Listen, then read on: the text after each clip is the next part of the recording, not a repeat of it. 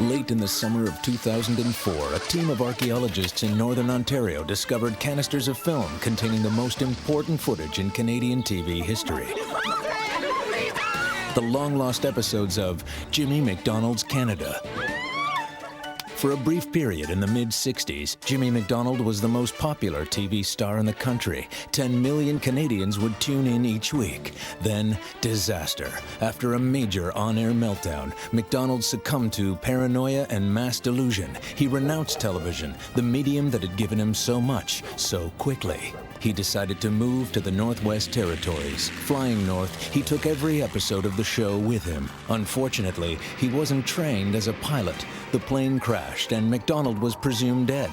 A somber Prime Minister Pearson addressed the nation. There are millions of people tonight who, throughout the world, will feel that they have lost a friend. MacDonald's body was never found. His hit show was thought to be lost forever. When those episodes were lost, it was like part of Canada was lost. And now that they've been found, it's tremendously exciting. That's probably the most important archaeological finding since they found King Tut's tomb. You know, I remember when he walked off the set. I couldn't believe it. I was so sad because he was Canada. Jimmy's intensity was frightening. He was frighteningly astute. In fact, Jimmy was very frightening. And now, for the first time in 40 years, CBC presents Jimmy MacDonald's Canada.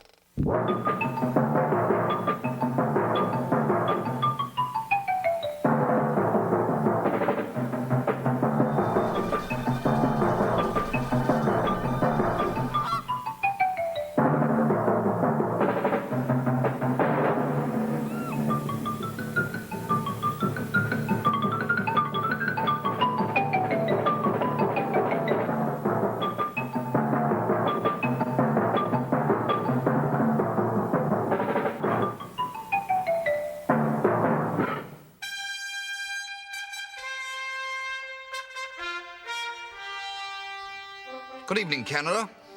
I'm Jimmy MacDonald, and I'm going to give it to you straight.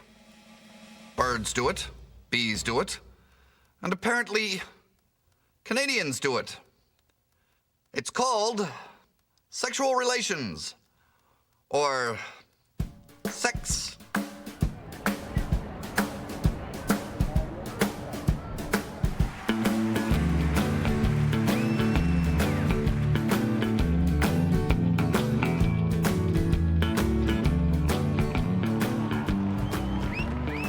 Tonight on Jimmy MacDonald's Canada, I'll be casting a disapproving glance at the so-called sexual revolution. With all these sexual freedoms that Canadians are enjoying, there'll be strangers in the night, indeed.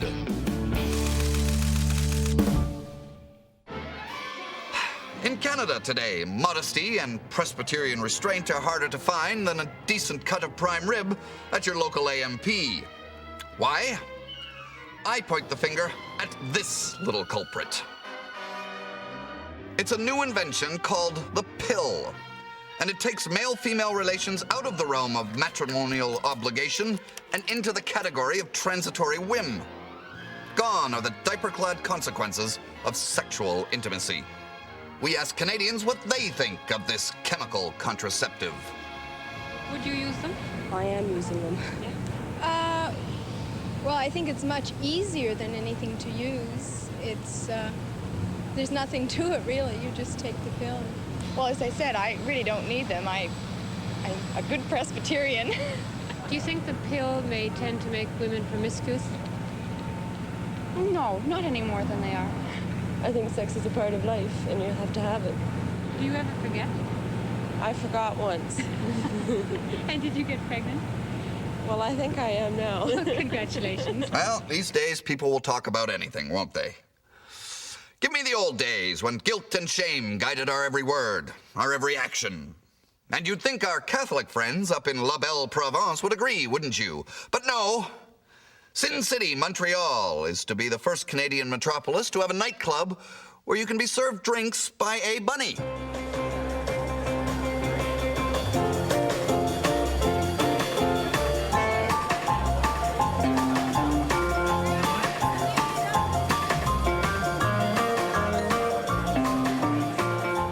Here's an in-depth look at this country's first Playboy Club, featuring an interview with a real live Playboy bunny. Tell me, how you felt the first time you put that costume on, how it felt.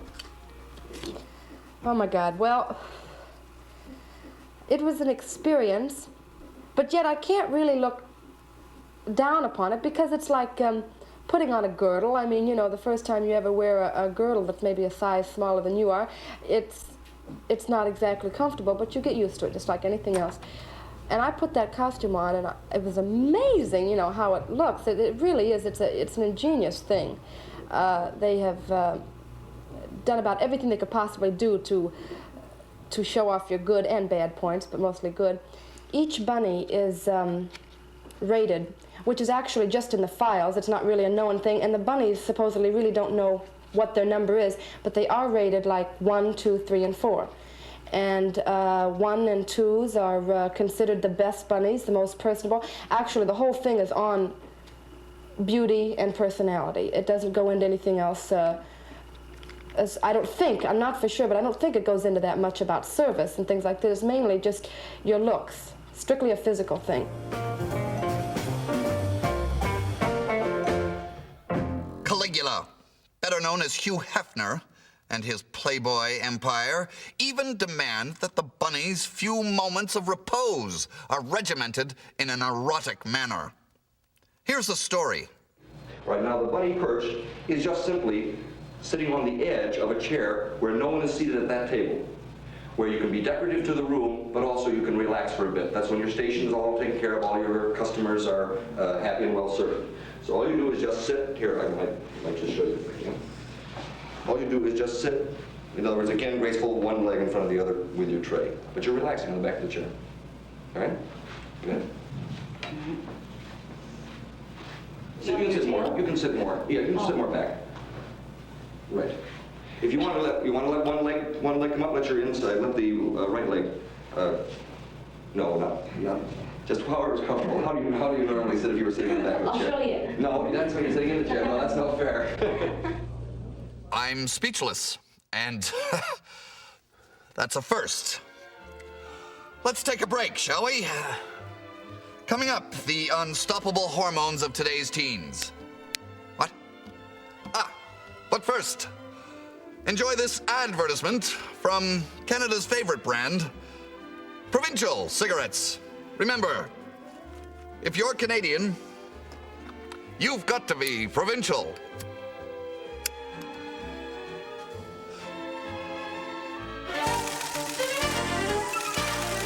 I would say there are two great Canadian TV moments that most Canadians remember. The first would obviously be my winning goal I scored in 1972, but the second would probably be Jimmy MacDonald storming off his own TV show. I remember when he disappeared, I know a lot of people felt that they had really lost something. Maybe he was like the Tom Thomson of Canadian television.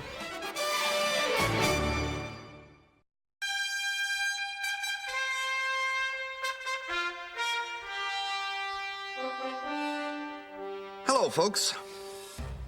I'm Jimmy MacDonald, and tonight I'm lamenting the stranglehold that sex has on the Canadian imagination. To balance tonight's offerings, I've asked the boys upstairs to include some more scientific footage. Something to remind us all that sex, in the mind of God, has a more biological intention. We say that they're calling to each other, and this is part of what is known as courting.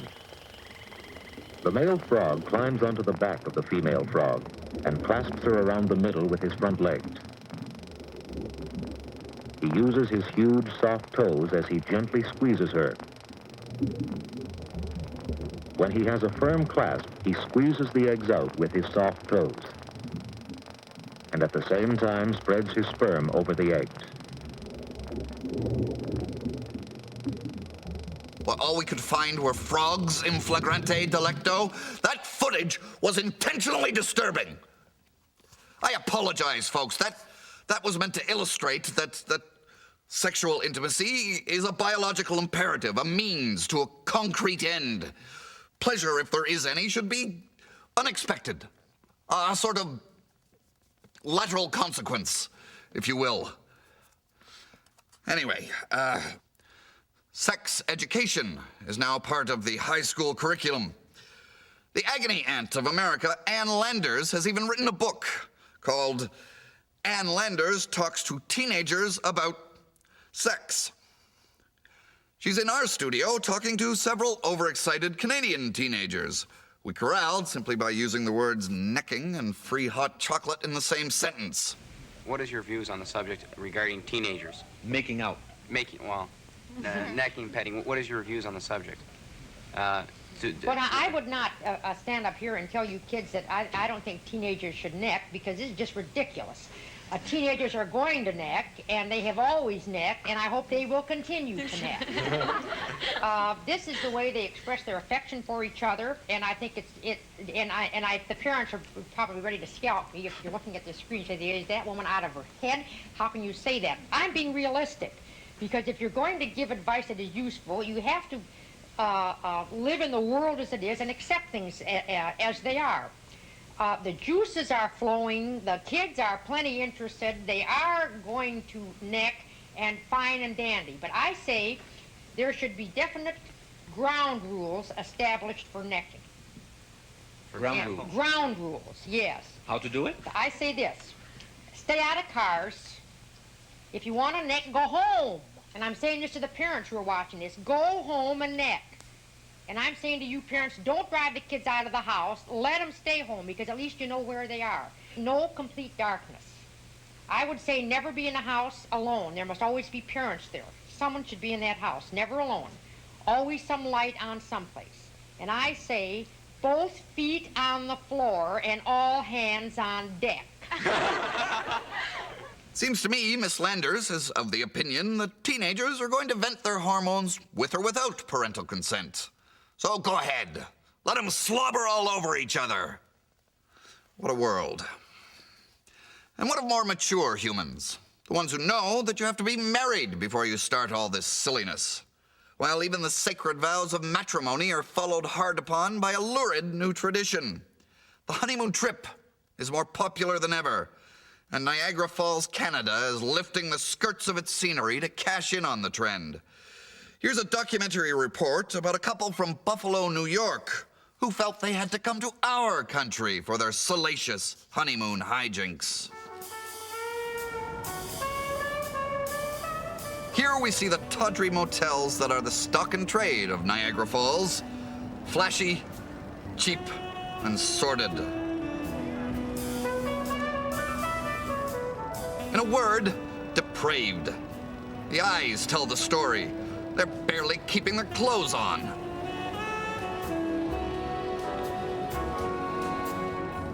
Now they've stopped at the seedy hotel where they'll, and on Canadian soil, for pity's sake.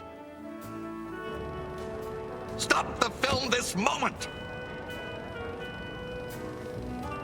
Stop the film right now! I apologize for raising my voice, friends, but CBC broadcasting standards and my own sense of decorum prevent you from becoming a nation of peeping toms.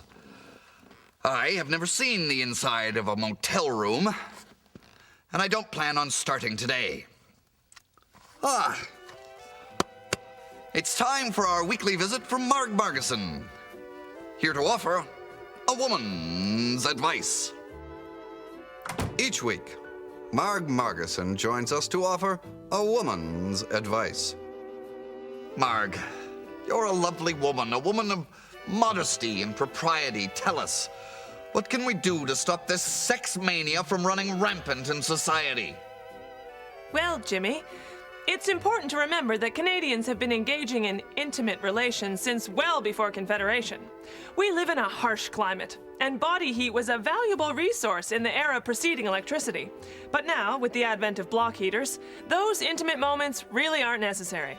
Still, my husband, the accountant Ernest Margison, occasionally has amorous feelings. And I've learned that there are many ways to forestall such unwanted advances. My personal favorite is CBC television. There's nothing like an episode of Front Page Challenge to throw hubby off the trail. Remember, ladies, this wonderful new medium called TV is the best contraceptive on the market. Let's build a great Canada. Back to you, Jimmy. I can always count on you to clear my head of any topic. Even sex. Lovely. We'll be back after this advertisement from our sponsor, Provincial Cigarettes.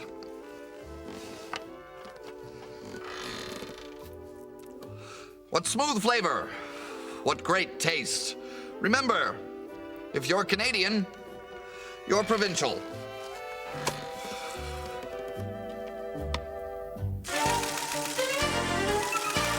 I think Jimmy's career was like a supernova. Then poof, it was all over. I thought when Jimmy went missing that it was a gimmick. I thought he had done this maybe for publicity. He was on the screen and all of a sudden, Jimmy MacDonald was gone.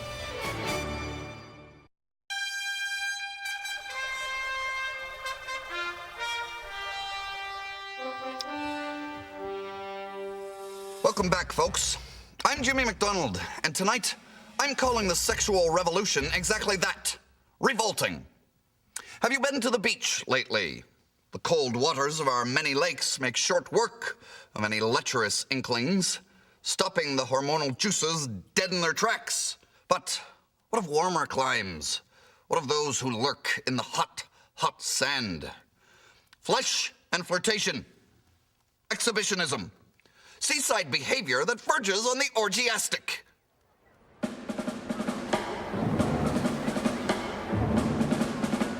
Half-naked teens, nubile and not so, frolic in the sun without a thought or care to modesty or decorum.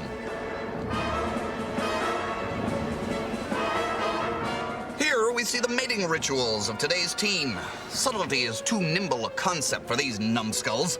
They merely ape the clumsy maneuvers of the beach movies featuring the ridiculous proportions of Annette Funicello and her harem.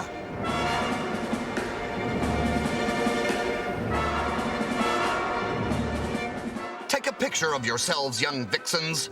Time will redden your cheeks, but certainly not from the sun.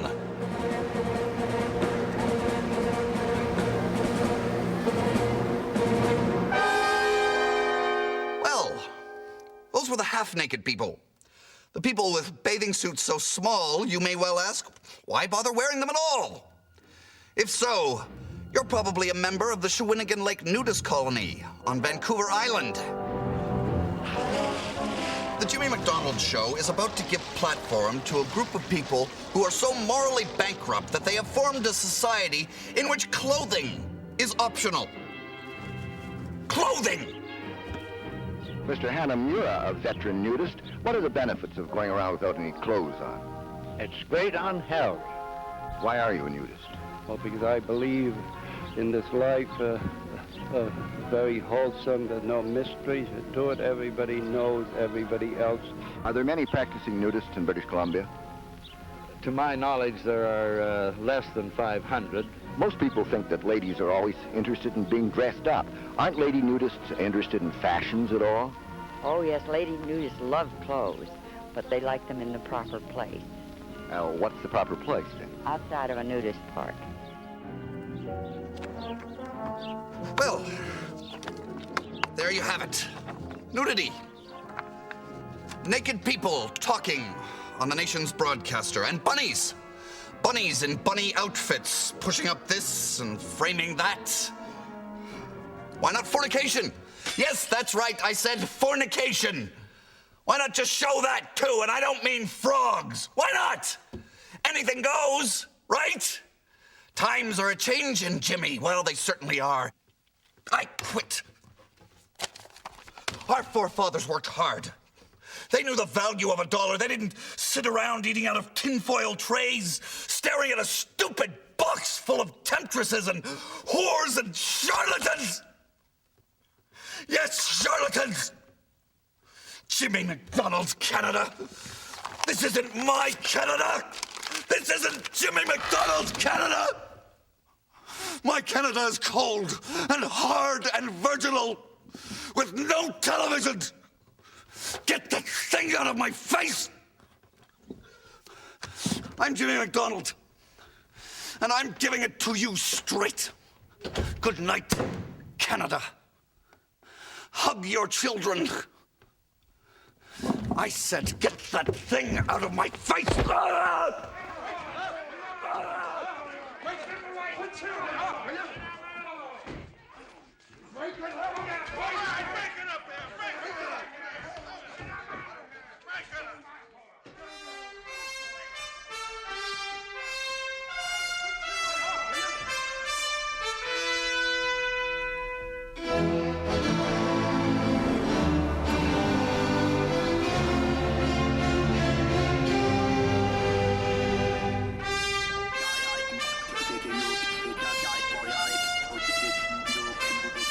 Jimmy represented everything, you know, that was kind of strange about English Canada. I wouldn't be where I am today if it weren't for Jimmy MacDonald. Really, he cared a lot. You know, for a time, that show was the country. Let me tell you, my father, who never watched anything that wasn't political, never missed the Jimmy MacDonald show. He rewrote the book. When I actually got to see it, it was magic. Jimmy MacDonald was one of the people that I admired the most. That's probably the most important archaeological finding since they found King Tut's tomb. They've allowed us to rediscover our nation's soul. I loved you, Jimmy.